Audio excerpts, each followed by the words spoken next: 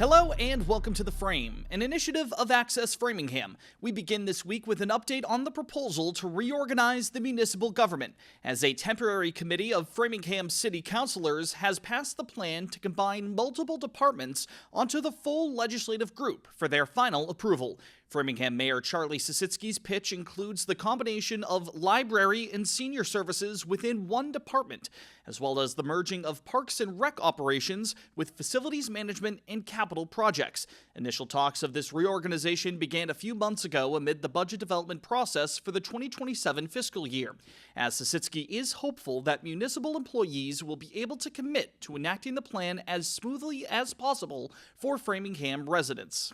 It dates back a number of years to all the times the city council has been asking for the administration to come up with a more efficient operation and propose ways of reorganizing the different departments to create a more efficient operation and try to save money at the same time. And I think that's exactly what this proposal does. City Council members have asked Sisitsky and his administration for additional details on the reorganization leading up to the final decision, such as metrics that can measure success, projected salary increases, and new responsibilities for employees, as well as a commitment to taking input from other municipal groups, like the Council on Aging and the Board of Library Trustees. Public opinion on the plan has varied in recent weeks. An online petition calling for the reinstatement of former Director of Elder Services Randy Aylesworth, whose position would officially be removed through this plan's approval, has garnered over 900 verified signatures. On the other hand, members of the nonprofit group Friends of Callahan have expressed their support for the local senior center's operation in recent weeks. Framingham has repeatedly said it values its seniors. Well, if that's true, now's the time to prove it.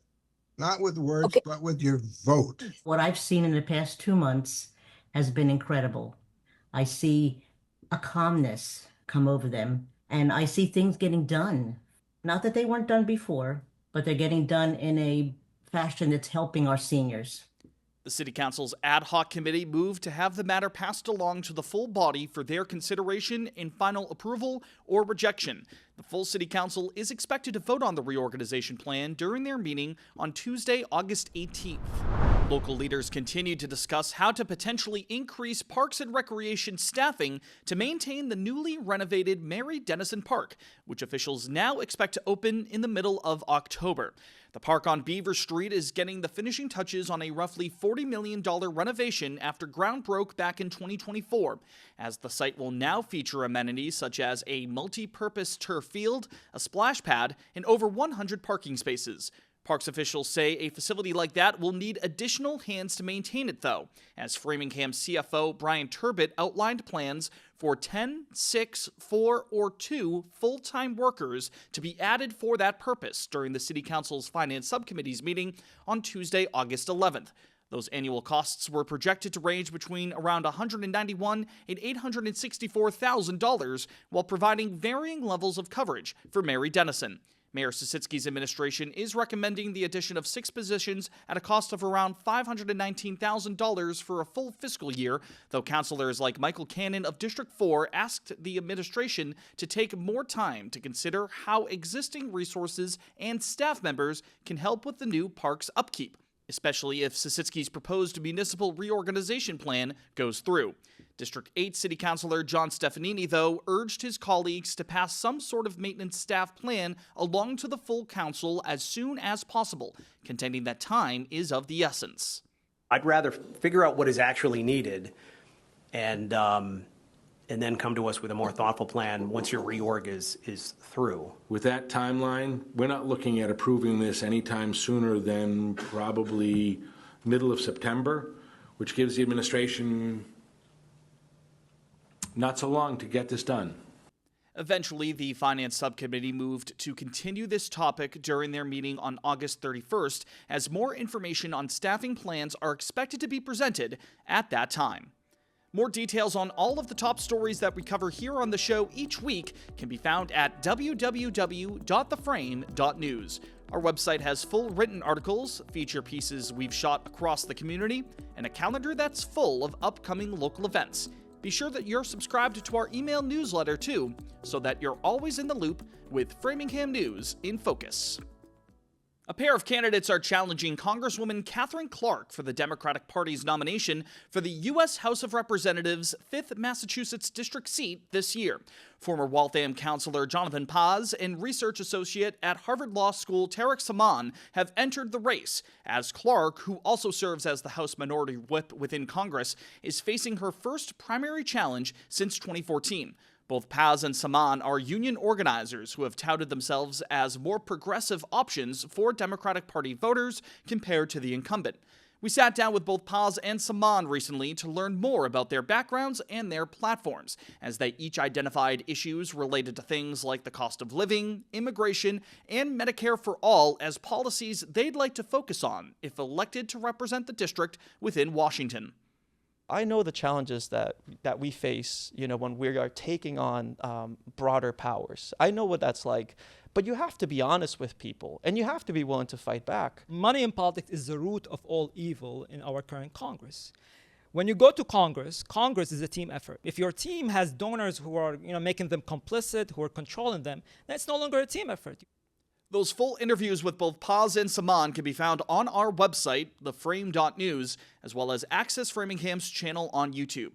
Now, The Frame did reach out to Representative Clark's campaign to try and schedule an interview with her, though we were not able to do so prior to taping this episode.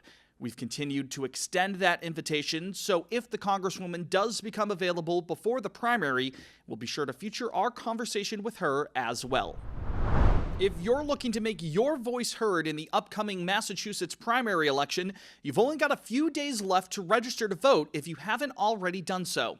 Offices like U.S. Senator and U.S. Representative, alongside statewide positions like Governor, Attorney General, State Senator, and State Rep, will be on the ballot for major political parties in order to determine who will be advancing to November's general election. Primary election day is September 1st, but the final day to register to vote in the state primaries is Saturday, August 22nd. The deadline to apply for a vote-by-mail ballot is 5 p.m. on Tuesday, August 25th. Early voting in Massachusetts for the primary will be taking place between August 22nd and 28th. For more details, visit the Secretary of the Commonwealth's website, www.sec.state.ma.us. Framingham Public Schools announced this week that the district is set to receive close to $1 million for literacy resources through a state grant initiative. Around $925,000 from the Partnership for Reading Success Continuation Grant Program, or PRISM for short, will be provided to support early literacy programming and training for local educators, while also paying for additional instructional materials for students. Framingham's allocation is part of almost $25 million being made available statewide through PRISM. In a statement, Director of Curriculum, Instruction, and Assessment for Framingham Public Schools, Dr. Mary Beth O'Brien said, quote, "Reading is the foundation for a lifetime of learning, opportunity, and success. Every child deserves the opportunity to open those doors to develop the skills, knowledge, and confidence that come with being a strong reader." More of our local news coverage is always available on our social media accounts. Our Instagram handle is @FrameNews_, and you can simply search for The Frame on Facebook to find us there. Subscribe to Access Framingham's YouTube channel and hit the bell icon to get a notification once new videos are uploaded. Full Frame episodes are posted onto Spotify as well. Follow us there so you can either watch or listen to our new show every week. That will do it for this week's Framingham News in Focus. For our entire team here at The Frame, thanks for joining us. My name is Brendan Fitzpatrick. We'll talk to you next week. Take care.